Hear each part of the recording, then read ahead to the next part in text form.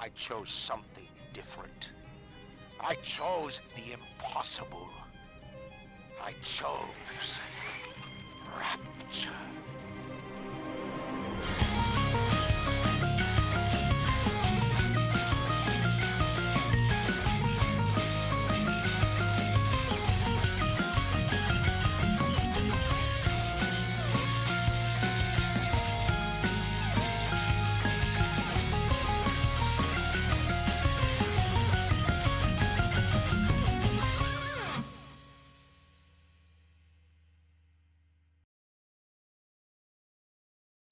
Welcome back, everyone, to our third and final part of our Bioshock installment, our video game book club. So we're going to finish it out here today. So where are we picking up? We're picking up in chapter 8-ish, depending on what you're looking at. Remember, like, I don't count all the side stuff, so I think it's like chapter 10. But chapter 8, Olympus Heights. So this playthrough was the most straightforward. I think was probably the shortest as well, right? Like, even though it was a third act of the game, it was pretty condensed. It depends, because I guess you could have done a bunch of backtracking. I didn't. What would you have done backtracking for? Well, there's a section right before the end where, like, you can give you don't have to, but I'm saying, like, you have the ability to travel back to old areas to clean up to things that you want, or you can just go right to where you're supposed to go, which is what I did. Yeah, which would just be audio logs or Little Sisters if you didn't get them. From Plasmid or something like that, I was lucky enough to get all of the audio logs before I finished each level, so when I picked up the last one, I got the achievement. It was like, same to you, it was like, boom, let's just move on. Did you say ew? Yeah. Preston, you missed a plasmid? I said you missed a plasmid.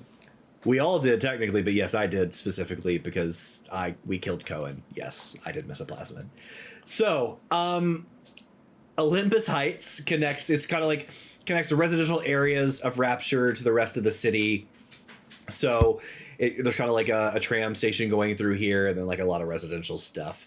The district housed like all the wealthy people of Rapture, and it had like Mercury Suites and Athena's Glory. And one of these, I think Athena's Glory, if I'm not mistaken, we will come back to in Bioshock 2 as well. Okay. It's one of the places, but we'll learn more about it. But so Mercury Suites belong to like the more successful people, like the workers. Like that's where Tenenbaum lived, and like that's where Sandra Cohen lived, and that's where Frank Fontaine had his own little house. It's like still in really nice shape. And then during the war, Olympus Heights became literally a war zone, and rebels with Fontaine, who came from Apollo Square, gained access to Olympus Heights, and like came through the tunnels, destroyed the tunnels. And it was like continuously under attack. And we kind of see that throughout the level. Things are kind of torn down and all like disheveled and stuff. So as the war dragged on into 1960, Ryan set curfews. There were like police barricades built up. Again, we continue to see some of this barbed wire all over the place. All the businesses were kind of destroyed here. And that's where we kind of find this.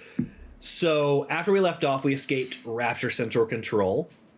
Jack wakes up in the Little Sister's safe house, right, with Tenenbaum, and she's off in the back, like behind the glass, because Travis pointed out that everybody that you talk to in this game is behind glass for some reason. She's kind of talking to us, telling us. It was actually so funny how he said it too, because he's like, like some character he like walks up to. And he's like, oh, look, it was Sandra Cohen. That's what he got to that day. He was like, oh, my God, it's finally the first person I see who's not behind a piece of fucking glass. Oh, it was so funny the way he said it. So, yes. So she's kind of talking to us. The little girls here in the safe house will react to you differently, depending on how you have treated them. So for me, as I'm walking around here, literally, like, they're pulling each other away, like, don't interact with him. He'll hurt us. Like, he's mean. It's just kind of sad, to be honest. Mm-hmm. For you guys, I'm sure they're just like calling you savior and oh, great. They love us. Yeah, everybody was super cool. They were like, oh, you're dope. You want to play some? You want to do a crossword? Like, they were chilling. Yeah.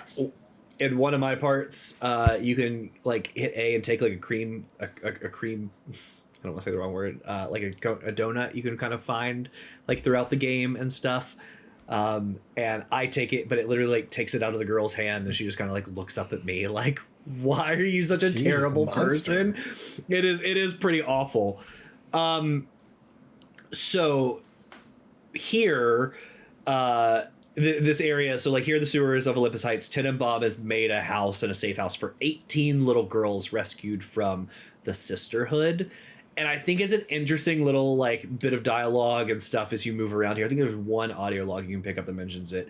But it's the only time we hear like these little girls are part of a sisterhood. We know that some were sold off and trafficked with Andrew Ryan, and they were sold to like Fontaine Futuristics and other stuff. But the sisterhood is an interesting thing, right? Because then if you really think about it, these are little sisters, which like, why would you call something Little Sisters if there wasn't like a big version of said sisters somewhere? So nothing they talk about, nothing we're introduced to in this game, just a fun little something maybe to think that's about. Why there's Rosies? No, maybe daddies? not. Yeah, we'll see. Just something to think about when we jump into Bioshock 2. Right. Just an interesting little bit of foreshadowing, I think, there. So some time has passed here in this area since Fontaine's takeover. Some time has passed between us since Fontaine's takeover of Rapture, right? Like, it doesn't really say how long we were out, but we were out long enough for Tenenbaum to tell us that, like, she tried to remove the mental conditioning, right? But she wasn't able to remove all of it. So for Jack to, like, really be free from the mental conditioning of the would you kindly stuff, he needed to head to Dr. Suchong's apartment to find his research and the cure. So that's what we have to do. A little sister escorts us, I guess a little girl by this point, she's a little sister, escorts us out of the sewers, out of the sanctuary. And as soon as we step out, we have alerted Fontaine, who kind of talks to us and taunts us, like, what are you doing? You know, you're not going to be able to succeed, like, you've already lost. And in this, he lets us know that he activates Code Yellow. And Code Yellow, he says, it will eventually stop our heart. So as we're moving around trying to find a way to get over the final bit of conditioning, we have little moments where, like, you get a sound effect and the whole screen flashes red for a second, a little bit of health goes down, you stumble for a moment. So we're almost free, but not quite. And that's what we're doing here. So we make our way through Athena's Glory, we make our way through the Central Bistro, the tram tunnels, eventually to Mercury Suites. And it's the only accessible housing complex in Olympus Heights. And this place is pretty terrible. It's in like a bad state of decay, except for Fontaine's home. Tenenbaum's home, just for like a little bit of backstory here. So Tenenbaum's home was raided by the supporters of Fontaine. We kind of see that in the way things are thrown around. Suchong's house was flooded, and a lot of his confidential plans are destroyed, except for the audio log that tells us how to get the final cure. And Culpepper, who we learned about in Fort Frolic, we learned that he was murdered by the chief of security, Sullivan, acting on orders of Sandra Cohen.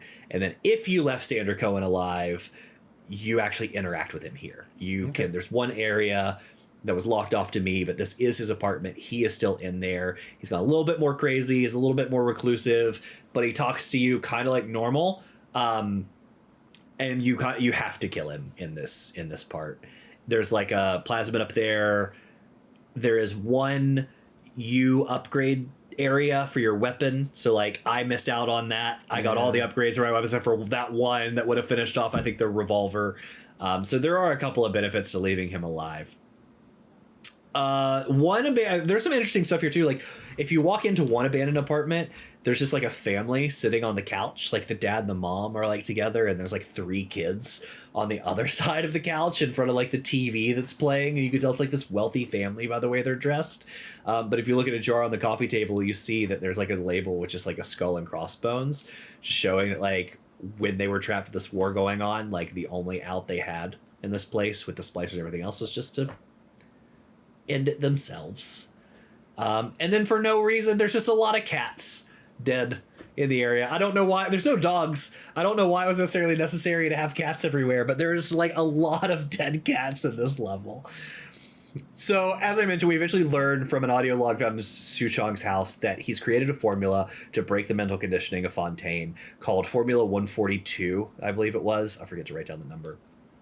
So we have to make our way to Apollo Square to actually get the 2 separate doses. It's in 2 parts. So this brings us to Chapter 9, Apollo Square. This, unlike the last one, is where all the poor people lived. So it was condemned by Ryan, and essentially what he thought was like, I'll shut this place down because Fontaine is getting the poor workers to rally against me. And if I could just shut it down and trap them in here, it's just like rats eating themselves, right? They can't go anywhere. I'll eventually starve them out. We'll kill them.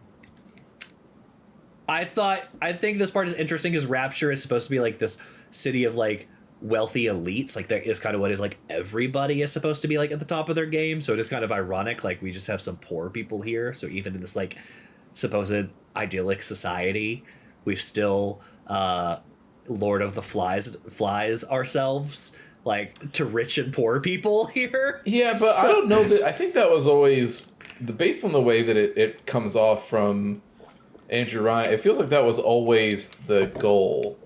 Like he wanted a city full of winners and losers where the winners win constantly and trample over the losers until the losers just die. I mean, it might have been. I think it was very much a pick yourself up by the bootstraps. Like, if you could survive, then you could rise to the top sort of thing. Then you could be a winner too. That's just, you're poor all the way up until you win. I think that's fair. That's a good point. So while the whole level is called Apollo Square is also like one specific area in this level, which is the one with the like 4-tier gallows set up where people are hanging from it. So in Apollo Square, Fontaine founded 2 institutions here that kind of continue to build up the story of Rapture in his plot against Ryan and take like in a work to take over control. So he built the Little Sisters Orphanage here. It was created by Fontaine, and along with Tenenbaum and Suchong, that's where they worked to actually like create everything that happened here with the plasmids. So like at this orphanage, they use little girls, and Suchong and Tenenbaum's work to discover the sea slugs, implant the sea slugs in the little girls, creating the byproduct of the atom, and building the plasmids, right? And then he also built, on the other side, Home for the Poor, which was supposedly like a shelter for the lower class citizens. And this was to build his army, right? To get the poor people to buy into what he was selling, to build a mob, to go after Rapture. Now, when we arrive, we see that there are like pictures of missing people posted all over the walls. And what we find is we're going around to find like one of the Formula 142 is Atlas's headquarters. So the other one we had Frank Fontaine's house. Here is Atlas's headquarters. So this, after Fontaine was shut down in 1958 by Ryan, the rumor was that he was killed in a shootout with police officials. That just so happened to be about the time this follower of Fontaine, Atlas, showed up in Apollo Square, started rallying the troops, taking up the mantle, saying like he was Fontaine's best follower and the one to carry on his legacy. And that's where this whole civil war from the other side kicked off, and kind of where we pick up. The level itself is pretty straightforward. We just move around, we find the formula, we heal ourselves, and we head to chapter 10. So, when you heal yourself, though, there is a line here that I thought was really, I don't know, like, it felt silly, where you're in the process of healing. So you take the first dose of the antidote, and you get like a little side effect where you can't control the plasmids. You can't control the plasmids, right? Like it switches it up, right? And Fontaine says something here where he's like, "Hey, why are you even bothering doing that? You're definitely not gonna find enough doses to cure yourself. You fucking loser. You should just die. What So would you kindly go die? Or whatever, something along those lines that he says. Yeah. So you go find the other ones to cure yourself, and then he's like, "You what?" Like freaks out, and it's like, yes, dude. Like, why are you? What is this temper tantrum that you're throwing right now about the fact that you're like so surprised? Like, if you were that worried about it, you could have just like, I don't know, stopped me Like, I don't know, it was just very strange. He's like so upset about it when you're like, yeah, man, I got the first dose. Of course I'm gonna be hanging around here trying to find the other ones. It is kind of funny too, because like he realizes, like in the very beginning of this playthrough, where we come out of Tenenbaum's thing and he activates code yellow, he does it because he's like, would you kindly go get stepped on by a big daddy?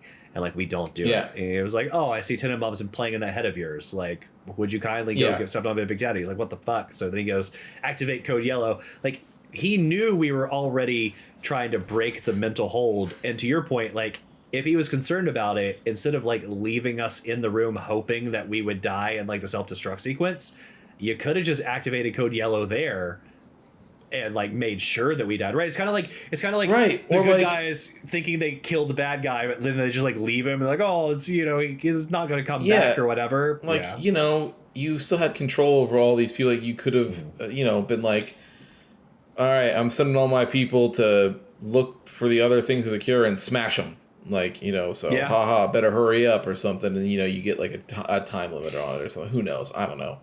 It just felt weird that he's like, why are you even bother trying to cure yourself? Like, it's, you know, that's stupid. And then like he ends the call and then other like it just like the idea of him being behind it, like, you know, like freaking out like Kirby, like, I hope he doesn't do it this time. And then he does it. And he's like, oh, I'm so mad. And you're like, oh, I guess, man, this seems strange that you would be surprised. It is a little slapsticky, right? Yeah, It's like you could have done so many things to prevent this from happening, but like you didn't for some reason. Yeah. It is weird. So chapter 10 is Point Prometheus, and Point Prometheus was Rapture's like genetic research center, and it was focused on the development of the plasmids at optimized eugenics. So it was like, before it was Fontaine Futuristics, where we worked with Tenenbaum. That got shut down by Ryan. It got nationalized and turned into optimized eugenics. And what they were doing was furthering the research of Adam. So like, we had the little sisters by this point, and we had the sea slugs. The problem is we had already gotten people hooked on plasmids and they needed Adam. So they were already starting to go crazy. If they found these little sisters, they would just kill them and take the Adam. Like, that's not good for business. So what do? You need a protector. So optimized eugenics were the one that were pushing forward the bonding of the little sister and the big daddy as its protector around the city. And we kind of see this as we move around, right? So like there was one of the places we go to in this area is fail-safe armored escorts, right? So that's where we are looking for stuff to get, you know, that has big daddy stuff. I'll get there in a second, but like that's where the big daddies are made. Yeah. And then you also had Little Wonder's educational facility, so like school for little sisters, right? Yeah. So the facilities themselves are run by Dr. Suchong under the management of Frank Fontaine, later Ryan, right? And during the first 2 weeks of the Civil War, Point Prometheus was overrun by rebels, and Suchong relocated all the studies. So that's why that stuff was in Apollo Square. And it's ironic because we are finding the audio logs of of some of the stuff we need, the formulas and stuff that we need, that he was leaving while doing the research in his house. And the final one talks about him cracking the formula that bonded these two together, the big daddy and the little sister. And the byproduct of cracking that is he's actually killed by a bonded big daddy because he figured out how to make them bonded and how to be a protector. We didn't find a way to do a fail-safe. So that's actually how he dies in Rapture, is through his own creation, which is just successful bonding. In the level, we do see Frank Fontaine as soon as like we arrive into this place. He's at the top of the stairs and he kind of taunts us for a minute. And he throws some shit and he's like, "You're never going to catch me. You're not fast enough." He runs off. So we spend a lot of the level trying to track him down. He's like setting obstacles in front of us. And eventually he runs behind a door, which I should say, we saw him behind glass in the bathysphere. Then he takes off running. And then we see him behind glass again. And he essentially like comes across, he's like, "Haha, idiot, I'm behind a door that you can't open." And Tenenbaum comes through the, you know, the radio. She's like, "Well, he is right, like you can't open it, like that door is locked that door is locked and can only be opened by essentially the right pheromones on a big daddy." And like, you're not going to be able to get a big daddy over here unless you have like a little sister to go under there, like help you open it and do this whole convoluted process. And clearly that's certainly a way to describe it too. Clearly we're not a big daddy, so he's right, we can't get in there. However, we just so happen to be in the place that makes big daddies, so it would make sense that one would want to just turn himself into a big daddy to get through the door. That is how much our hatred for Fontaine is driving us. So that's what we're gonna do. We with nothing to lose, I have just my random note here. So that's what we're gonna do. With nothing to lose, our bio dad killed by us, and the man that raised us betraying what we thought we knew. We're ready to go through the unreversible process of becoming a big daddy to get Fontaine and kill him. Not convoluted. So we make our way through. We have to get the suit. We have to like get the boots, and we get the helmet, and we get the pheromones, 3 of them, and we get the voice modulator, and we do all of these things to where we can then walk over to a porthole and bang on it with our wrench and get ourselves a little sister. This one was kind of funny. Like this level has always been funny to me, and probably my least remembered, and maybe my least favorite, because the thought of turning yourself into a big daddy is such like an insane thing to do. It's just weird. But then you see...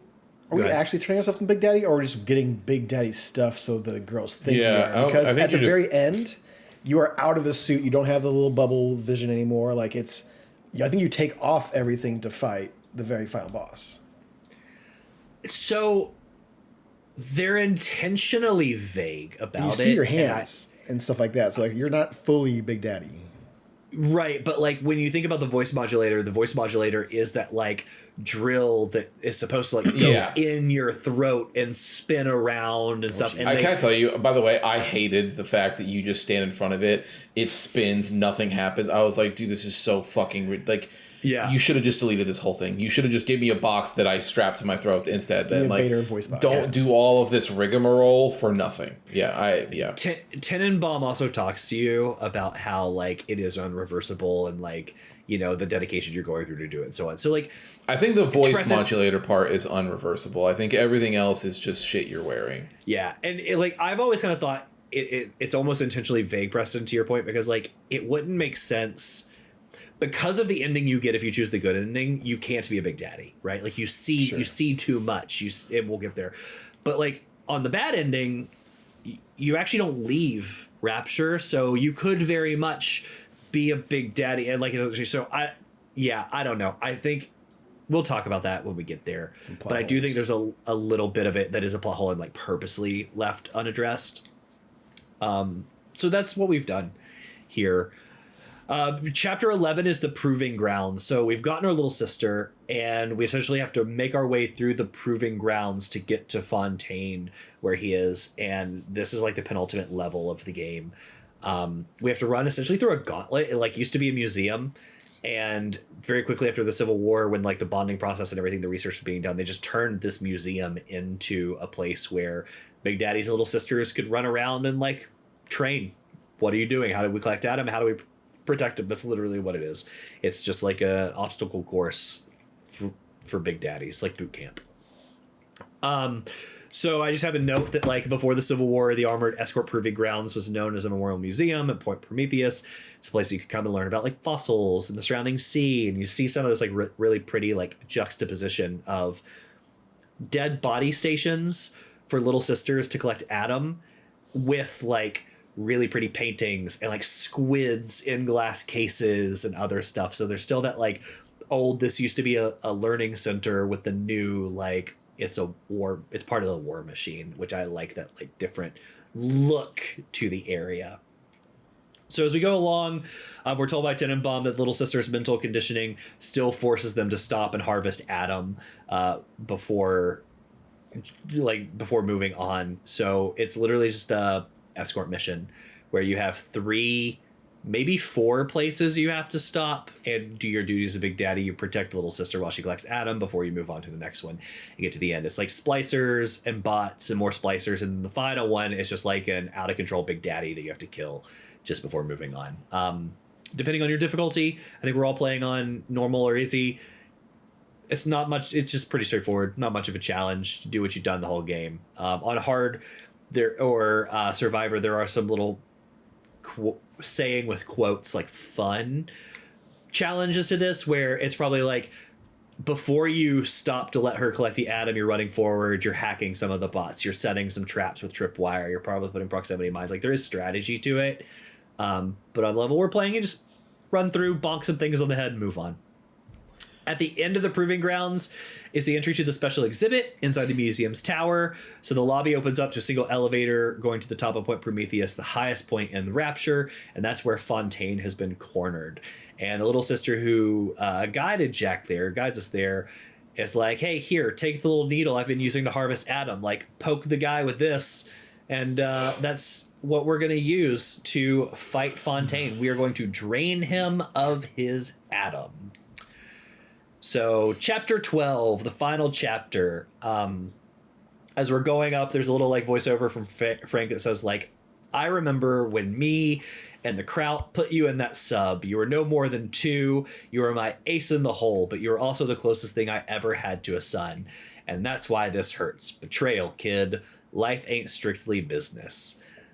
Like, depending on how many audio logs you've listened to, oh boy, this can be confusing, because you're like, what do you mean when you're 2? Like, did we live that life on the farm before we came here? Because we've been told, like, all those memories are implanted. We are 2 years old. There's a thing from Suchong, if you find it, that talks about how we're essentially a test tube experiment.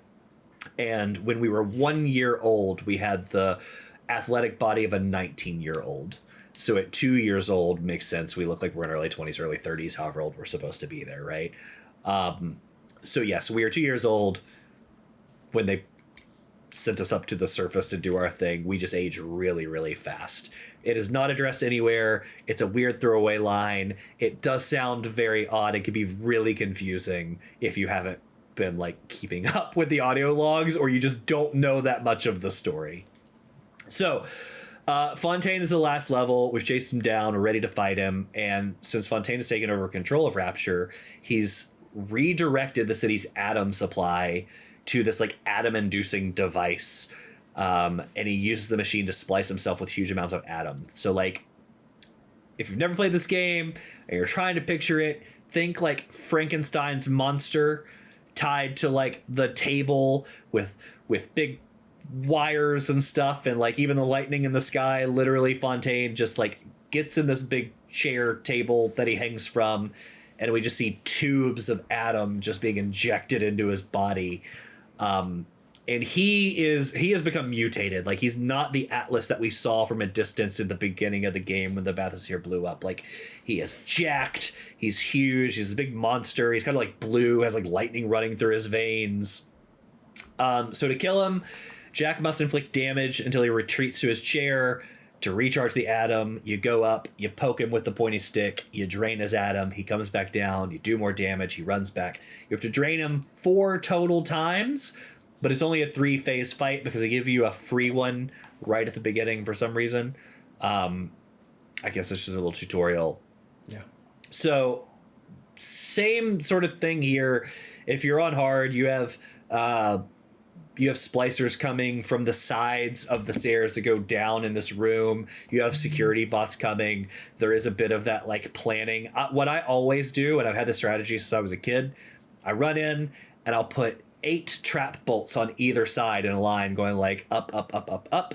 So I can fight Fontaine the whole time, and splicers will never make their way to me. Essentially, the first one hits the trap bolt, dies. I still have 7 more. So they're coming up, hitting the trap bolts. I'm just fighting him. And it's very easy. If you're on our difficulty, I don't know how you guys took him down. The fastest way that I've always found to take him down is to use the electric gel, because he seems to be vulnerable to lightning. And it is less than 1 full tank of electric gel will move him through the phases. I was wondering if his phases change, because he gets different like atom abilities for each phase. I thought that maybe when his phase changed, his weakness changed, because when you take a picture of this guy, you don't get fucking shit. You take a picture of all the enemies in the fucking game, except I'm like, okay, well, first thing I'm going to do when I see this guy, take a little snapshot, find out what his weakness is, maybe get a little damage boost. Who knows? That shit doesn't happen at all with this guy. So I'm like, I took one picture. I'm like, okay, well, that's worthless. And like, okay, well, he used fire here. Maybe I should use ice here. He's using electric here. Maybe I should use a different ability to kind of mess with it. I didn't notice any difference. I ended up just fucking machine gunning him until he got up there. Yeah, you actually just said something I've never thought of ever, which is like, it would have been a nice touch to take one photo of him and just get the automatic A and a damage boost. If you thought it, I've never tried to take a picture. Like, not once in my life I've ever even tried to do it. Probably because, like, especially this time, by the time I got to that level, I had already gotten the PhD achievement for researching everything in the game, so I knew, like, I had nothing left to do. But I've never tried. And that would have been just a nice little thing to be like, hey, kudos. Nice damage that you wanted me to do the entire game would have worked the boss, but that's okay, smart. That's smart. Yeah, would have been. His phases do his vulnerability does change. The electric gel does not change. It just for some reason. It's always good. Okay. It for some reason. I think electricity is just straight up broken in this game anyway. Like it's just constantly. Yeah. There's like. And like he just gets almost frozen too. Like he would hop down and just be stuck like, and so I'm just shooting him and his damage goes down. He jumps back in the chair, shock him. I jump back, hit him again. He just gets stuck in place. It was like a 45-second fight. So after you end this fight, there are 3 possible endings. Like I said at the beginning of this game, I think the good ending is if you didn't harvest any, or if you only harvested one little sister. So they give you freedom to harvest the very first one you did, if you wanted. That one doesn't count against you. But any of the others, if you harvest, you don't get the good ending. So this cinematic, I assuming is the one you guys got, right? Like you guys got the good ending. I did. So in the good ending, you have essentially entered a bathysphere, and you come up to the surface next to the lighthouse that you came down to Rapture in, and it's completely daylight, and the door opens, and it's filled with like you and the 5 little sisters that you rescued, and Jack helps them out, and the cinematic proceeds to show them living like a happy, fulfilled life, right? Like shows them getting married. I think it shows them graduating school. I didn't watch it. It's been a while since I've done it, but like it shows them doing different things there. And then at the end, it shows Jack like laying in a hospital, like a deathbed, and like all the hands. It doesn't show their faces, but like the hands like holding on to his hand. Then you have Tenenbaum who's kind of narrating over it, and she says like they offered you the city and you refused it. And what did you do instead? Exactly what I've come to expect of you. You saved them all. You gave them the one thing that was stolen from them, a chance to learn, a chance to find love, a chance to live. And in the end, what was your reward? You never said it, but I think you know, a family. So that is the good ending. The sad ending, if you harvested one or more than one little sister, I'm sorry, if you harvested at least one or more than one and then saved some too, right? So in between. I'm not going to go through that one because it is identical to the bad ending, except the Tenenbaum voiceover is slightly nicer. In the bad one, the same cinematic plays. She's just more angry about it. So if you're like me and you harvested all of them, you get the bad ending. And this one's interesting. So in this one, Jack does not go to the top. What happens is like it starts off with people on a submarine. Did you guys watch the bad ending, by the way? No, I haven't watched it. No, I forgot. Okay, so the bad ending is kind of wild. So like it goes to, it's still daylight and there's people on a submarine, but they're like standing on top of it. It's like half surfaced, and they're getting the debris out of the ocean. Like as they're getting the debris, like a bathysphere pops up, and then like another one pops up, and like another one pops up, and another one. And it's like 5 or 6, 7 just like pop up, and the doors fly open, and spider splicers come flying out of them and just like start attacking the guys, and you see them falling, and they're just like getting hit in the back by all that stuff. And then what happens is it pans to the submarine as one of the doors open, like one of the little like submarine doors slides open, and it's a nuclear sub. So they kill all the guys on this nuclear sub, and Tenenbaum narrates over. She's like, they offered you everything, yes, and in return you gave them what I have come to expect of you, brutality. You took what you wanted, all of the Atom, all of the power, and Rapture trembled. But in the end, even Rapture was not enough for you. Your father was terrified the world would try to steal the secrets of a city, but not you. For now, you have stolen the terrible secrets of the world, right? And that's kind of when it pans to show that, like, they got the nuke sub. Like I said, the one in the middle is just like, she's still pissed, but she's like a little less pissed about it, but still like, oh, it wasn't enough for you. You still took what you wanted. You still got the secrets, blah, blah, blah. Anyway. A little fun side note, just because like we may not get it. So I'll just say it here. If we get it later, I'll say it. But like, there is a conversation in Bioshock 2 that ties back to these. So you can come up against a group of splicers if you don't kill them fast enough. It ties forward to, right? Because Bioshock 2 is a prequel, isn't it? No. Bioshock 2 is a sequel. There are some... So it deals... It's 8 years after Bioshock 1, but a lot of the events that you're going through, so like the audio logs and other stuff, deal with things that happened before the full Civil War broke out. Mm-hmm. Not confusing. So yeah, it actually takes place 8 years after. So there's 3 splicers that talk about it, and like they just mention Jack, and one of the splicers is like, oh, he's up there doing the can with all the ladies, like living his best life, right? And another one, what is it? The other one says something like, well, I heard he's up there threatening Rapture that if they step out of line, he'll drop the bomb on them. And then a third one just walks over and he was like, well, it doesn't matter. He's not here anymore. So like, just move on. Right. So it just kind of like ties back to that. In an interview, Levine said that this was never a game intended to have multiple endings. He believes a good ending is the canon ending, and it was always supposed to be the ending.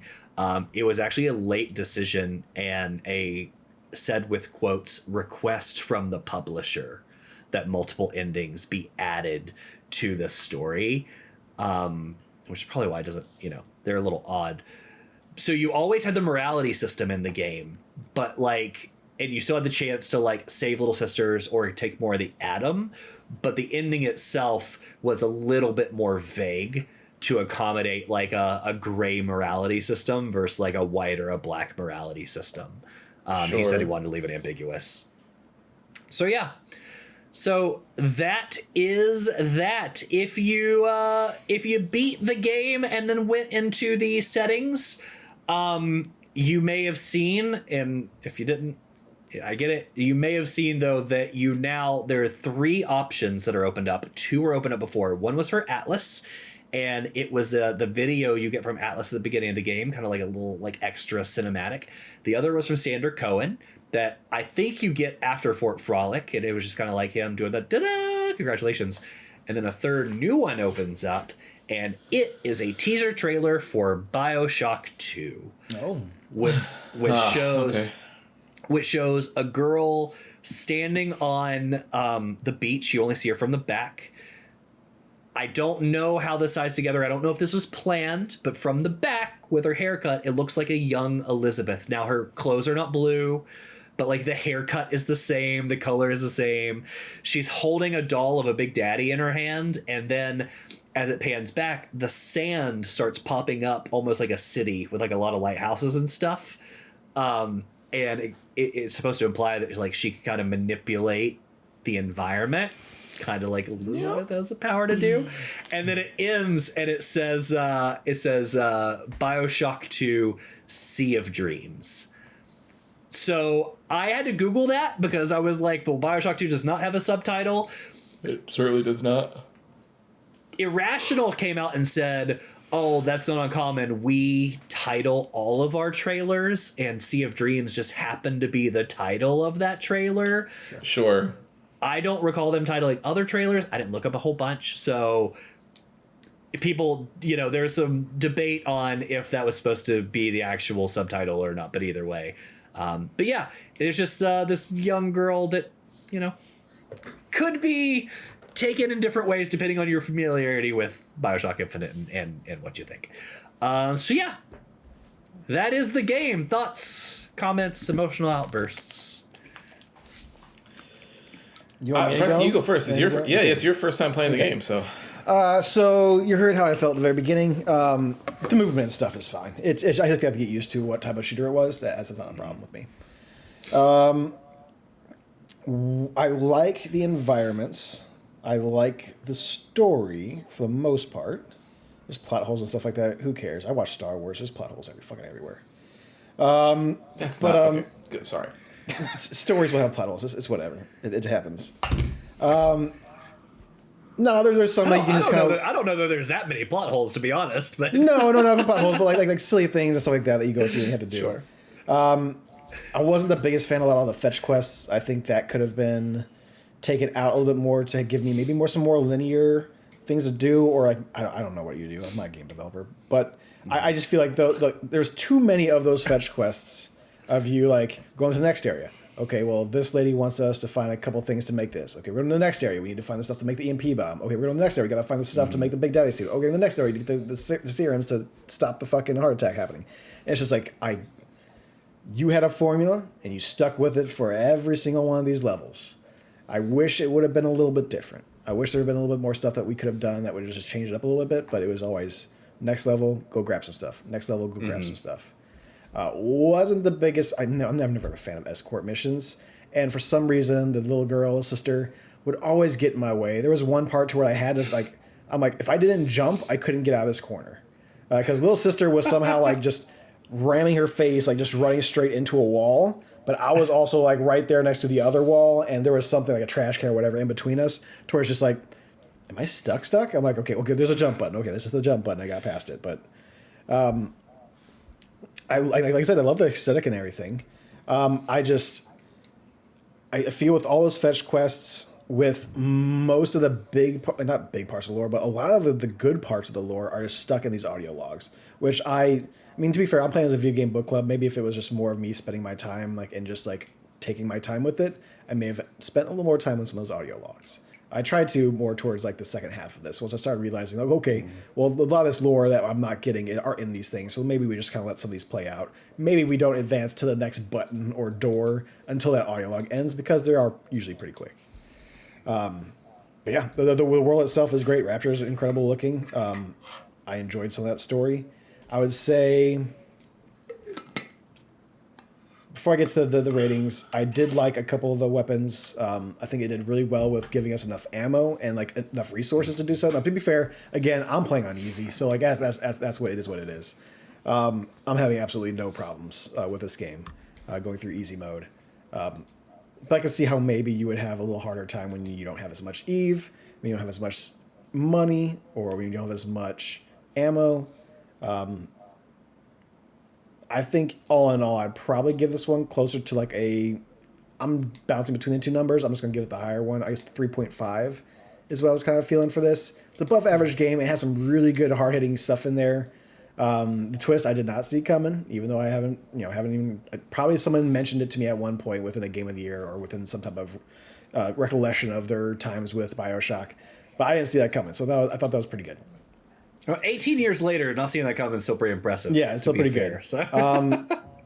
The final boss battle left something to be desired. Again, play on easy. All I had to do was strafe around that guy the entire time, maybe take out a couple ads, but he was very easy to take down. I'm sure it takes a little bit longer to take him out if you're playing on harder difficulties, but I don't think that he probably doesn't do anything super different in the hard difficulties, so you strafe out the motherfucker's way, you keep strafing when he shoots stuff at you, take out maybe a couple of slicers here and there, you're done.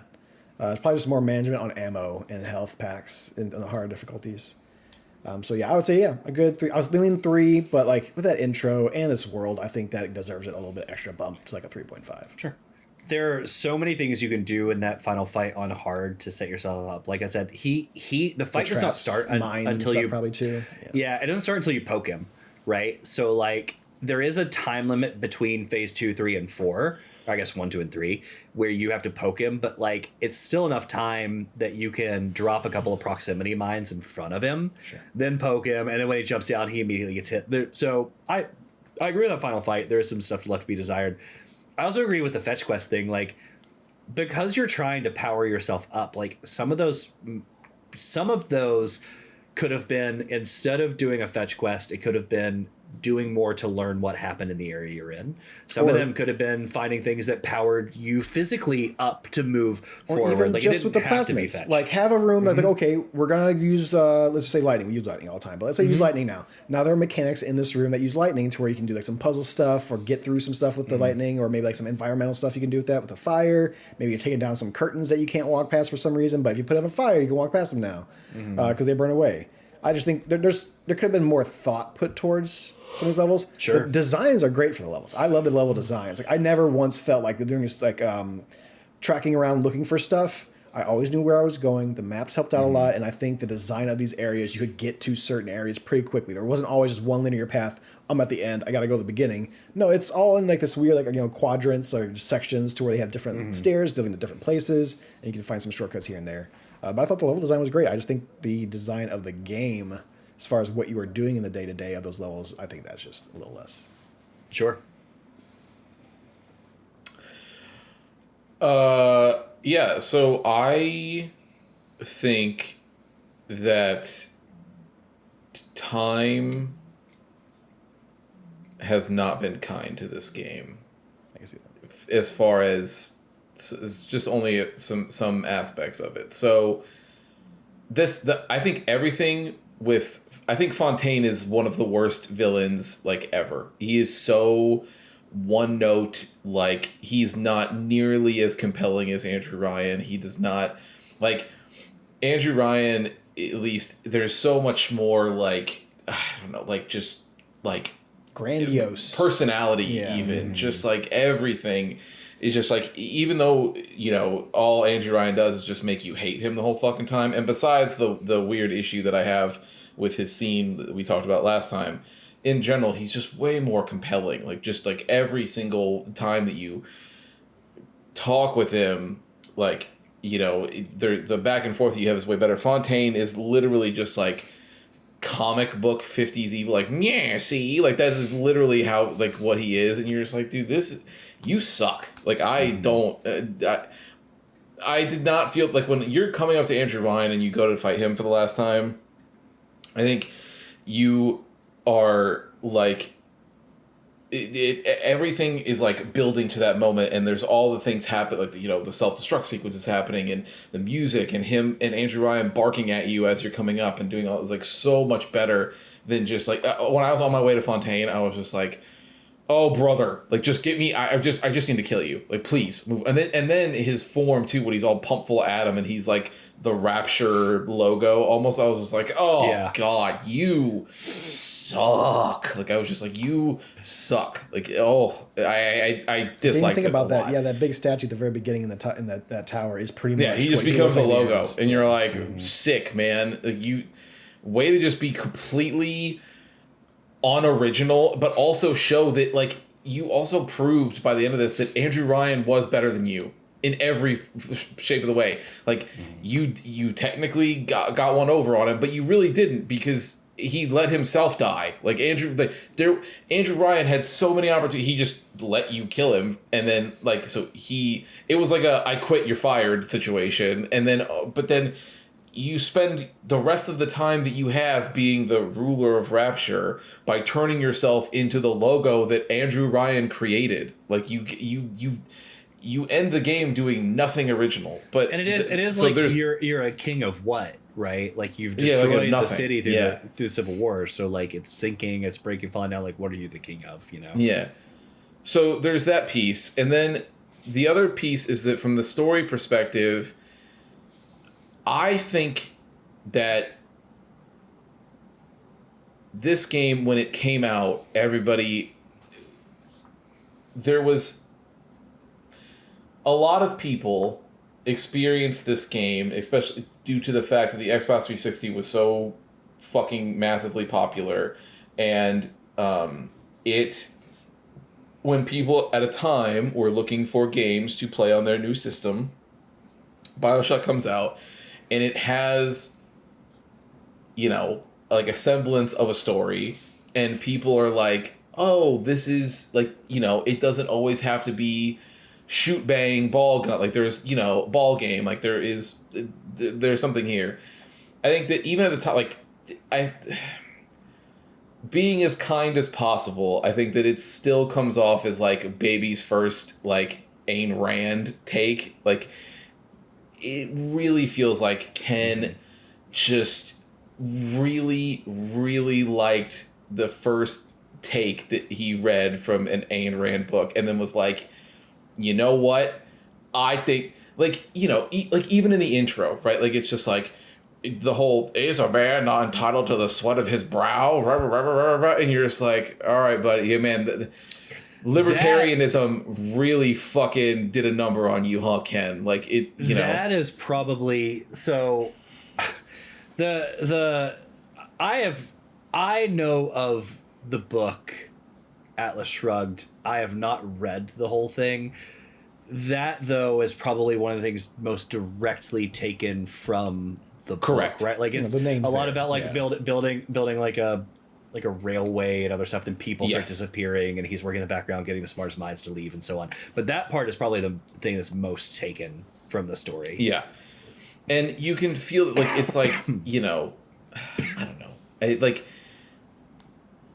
I think that there's some time in everybody's life where you are, you know, like, you might not have your worldview completely locked in, right? And so you're like, yeah, you know, but you know enough that you're like, I don't think, like, I'm going to start questioning the things that are around me, kind of thing, right? And it feels like Ken just kind of never left that point in his life, and is just like, his entire philosophy for everything becomes like, well, I'm just asking questions, bro, like that kind of guy. And that's fair. I feel like that's fair. and it informs, no, I'm just saying. Yeah, and it informs all of his writing, like, to the point where everything just becomes like, that's exactly how shallow all of his points are, is just like, you know, and so it turns into, like, I got to the end of this and I was like, fuck, dude, you had nothing to say. Nothing. You had nothing to say. Like, not even, you know, like, we all, you know, we make fun of Kojima a lot for warranted reasons, because most of his boils down to just like, hey guys, I think the war economy is bad and I think anime girls are hot. And you're like, oh, you know what? That's a take. There you go, right? That's not but wrong. Like, It's not. Sure, right? Like, and it's art. But like him, like, it's just like, dude, you could have had. There's so many things that you could have said. Honestly, right? And I think one of the biggest things is you could have explored. There are parts from a story perspective where you look at Ryan doing all these bad things, but like not for bad reasons. Like, the curfews he put on like some of the poor places and shutting them down, blocking them off, and like the extra police were all in response to the things that Atlas and Fontaine were doing in the background to work against Ryan. He didn't come out and just say like, I'm going to put curfews on normal people and I'm going to nationalize all of these industries. It's only when people started doing bad things. There's something to be said there. Like, who's the moral right one here? If you want to have that argument, exactly. Or like, and even talking about like how, I don't know, like, exploring, like, if you do any amount of, like, this is what, like, the whole Ayn Rand thing is, like, so, it feels like Ken, like, read it and then read part of it and then was, like, sick, closed it and was like, I feel this way now. And you're like, yeah, but if you do any amount, like, if you pause for a second and think, you find out what a dork-ass loser that whole take is based in anyway. But also, like, you could have spent the time being like, yeah, Andrew Ryan tried to come down and create libertarian's paradise, and then it fell to shit because of course it did, because of here is why these failings always work, or like, this is how this always goes, and this is what these failings are, and these where these viewpoints ultimately lead you. And then also, to your point, Alex, and then combating other people in that space of like trying to make this, you know, realized version of that. And then dealing with your point between the morality of all of that and who's right and what is this, and, you know, trying to make these decisions. But no, you get nothing. You just get like, you know, wasn't that a fun libertarian museum almost? And then he just is like, anyways, bye, and like leaves. And again, like the whole ending just, I think, falls flat completely when I'm not even bringing in any of the Infinite stuff with it, but like even the good ending, you're just like, you know, the ending happens and, you know, the little sisters go on, live their life, and then they come to Jack at the end and they're like, hey man, thanks for saving us, you know, sorry, you know, dad, kind of thing, and like, you know, whatever, and it's just like, and then boom, black, and you're like, okay, I guess I don't have like that was sure. So all that I get left with at the end is to me, it feels completely like Ken or somebody on his team, whoever it was, fell completely upwards into one of the most gorgeous, insanely fun to be in, realized worlds in all of gaming history, and then squandered it by doing nothing with it other than just realizing it, right? But like even all the way up until the end, even when you're in that final zone or in the final arena and you're at the highest point and you see everything around you, like through the windows or whatever, and you're fighting him or whatever, it still looks amazing. Every single part of Rapture, there is not a single zone in this game that is not fun to be in. And there was during Preston's point, Alex, you were saying like it would have been way better to get rid of some of this bullshit that's in there and spend time like exploring what Ratchet was like back then, or like, you know, having more of those flashback scenes. I 100% agree, right? And I think I'm sure that part of that ends up being why Burial at Sea was so popular, but then why it made so many people mad, obviously through the story lens, but because you're going to pre-fall Rapture, right? So everyone's like, well, dude, yes, I'll pay whatever money, $30 for that. It just sounds good. Like, you know, but like, it's because Rapture is that good. Like everything about it is good. That all being said, I think that 3.5 is a very fair score for this game. Like, sure, if like, I think that without Rapture, like if you put this in, like for instance, if you had Bioshock, the sky, it's you almost put it in the sky. It's almost similar. Like. Right, like Infinite, like if you had the thing of Infinite, like if it was not as good as Rapture is, I think that you would be fair to put this in the 2s. Yeah. Like, for sure. If not, maybe in the 1.5 to 2. But that should tell how good Rapture is. It is, I think, it is just one of the best worlds that could ever be. If there was a thing that you could, I hope that in the future we get one of these things where somebody like rips this game in some way and like does a, like, I don't know, something else with the world, like, you know, like a mod, right? The way that the way that the people did with Fallout 4, where those guys, we covered it like when we were still doing the topic show, but like how those dudes like ripped out, like took Fallout 4, but then created a whole UK mod, whatever that was called. Now I can't remember. They did. Right. Yeah. But like built a whole new game on that. Someone can do it. Like, I don't know how you do it, whatever. It's probably a lot of work. I get it. Take Rapture, make something else in it, and it could be one of the games of the century. Like, that world is so good. Yeah. It's just that everything Ken did around it, I think, just does not hold up at all. So I agree with everything that was said here tonight. To one little fun piece of note, and then something else I'll add. So like the one little fun piece of note is that intro was one of the last things added to this game. They were like 99% done. And they were playtesting this game, and people fucking loved it. And they're like, sweet, we have you in this world, but we don't know how to get you here. Like, we don't know how to introduce it to you. So, like, at the last minute, somebody was like, oh, how cool would it be if, like, you were out, like, above the surface for some reason and came down? And that led to, like, one of the best openings in video games of all time. Whoever... accidentally. Because now that we know that, I guess, clearly that wasn't Ken, whoever did that should have... somebody at 2K or whoever should have been like, goodbye forever, Ken, and then given that person the job. Yeah, but Ken took the credit for it for sure. Yeah, well, so to Preston's point, like, you could put this game anywhere and it would be worse than, like, maybe a space station. So the game itself is a spiritual successor to System Shock 2, which we have not played. We played System Shock 1.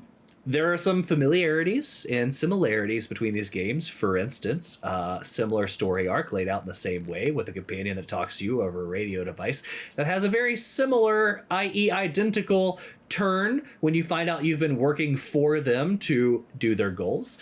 It has similar first-person RPG elements with the way you level up, but also like the guns you have. There's a research system to do more damage in that game. The story is told through left audio logs on this derelict space station. There are vending machines that you can buy stuff from and recycle things to. There are ghost/hallucination scenes to help you explore what the world was like before you got there. Of course, you have guns and telepathy powers to allow you to attack and move things. And then there are similar level designs in some places, to the point where some levels are even designed more than similarly. I've never played System Shock 2, so the only thing I know about it is that it has, to this day still, rated the worst ending in all of video games. Yeah. So I don't know. But it seems like Ken had some and from everything I explored and read, and I read a couple of interviews, even like I spent more time this week trying to find a Rolling Stone article that does not exist on Rolling Stone anymore with Ken Levine. Like, I had to find it through other sources, which is a fucking pain in the ass. Then I spent playing video games doing anything else this week. So, it definitely seems like they had a cult classic niche hit on their hands with System Shock, but it was on a PC and super clunky, and things like the inventory system would not work with a controller. So they took all of that, they put it underwater, and then like they streamlined all the good things. And that's how we got Bioshock. But like, to the point, the story tells a similar story. It's not a lot of the mechanics, it's not as original as one would think if you have played System Shock 2. And people that have like gone back and played System Shock 2 or played the remaster now or remake, whatever it was, say it is the superior game. But like, is there a remake of System Shock 2? Yeah, just like they did 1. Just like they did 1, they did 2. Yeah. So it's there. Yeah. Well, you should have picked this at some point. I didn't know that. We should try it. It's on my list. I just haven't done it yet. Yeah. So yeah, like, people say like that have played it, like they think it's the better game. It's just this was the one that had the mass appeal in the audience because the size of Xbox 360 and console. Blah, blah, blah. Yeah. So like it is interesting. To Ken's credit, I mean, I guess like I too wouldn't read all of Atlas Shrugged. That book's like fucking 900 pages. So like I get it. But then don't make it your personality. That's fair. That's fair. So with all of that being said, with everything that these guys said, I do agree with all of it. The only thing that I don't agree with is the score, because I'm looking through this with rose tinted glasses. Okay. It is one of my favorite games of all time. I used to buy it and then like return it and play other games and then go rebuy it. It was ridiculous. So I give this game personally a solid 4.5 out of 5. It cannot be a 5 out of 5 because that is reserved for perfect games like Final Fantasy X, but it is a solid 4.5 out of 5, and you will not convince me otherwise. So there is that. So yeah, that's the end of our game. We have a new one coming up next week, and that's going to be Preston's pick. Yes, sir. So we'll be going to the next game that came out in that new Wolfenstein series, which will be Wolfenstein The Old Bloods. This is a shorter game. I haven't looked into it, but I have a feeling that this was probably thought of as like DLC, but then they decided to make it into a bigger game. Let me pull up. But it was like half price, I think, if I remember. Yeah, exactly. I mean, it wasn't like a full price game for sure. Yeah, it's pretty much like, I forget what it said for how long to beat for the first one, but this one I've seen anywhere between 6 to 10 hours, depending on how much extra stuff you want to do. I looked at the Steam page, so it was like, it was that game in 2000 and like 14, this one in 15, and then number 2 in 2016, and the other one in like 2017. So it was like mainline side quest, mainline side quest is what it seemed like. Yeah. So we're gonna do this as 2 parts because it's a pretty short game. So first game we're gonna go through all the way to finish chapter 4. It was labeled Escape, so we'll be escaping something. I didn't dive too much into it, so I don't want to spoil anything for myself. Finishing Escape. Yeah, we're finishing Escape, so we're finishing chapter 4. Part 2 will be chapter 5 and finishing the game. So we'll play prologue, chapter 1, 2, 3, 4. It's called Escape. I'm assuming we escape something, and then once you escape that area, we will be stopping at Wolfburg. So finish Escape, finish chapter 4, and we'll finish the rest of the game after that. Cool. All right. Well, thank you for hanging out with us, everybody.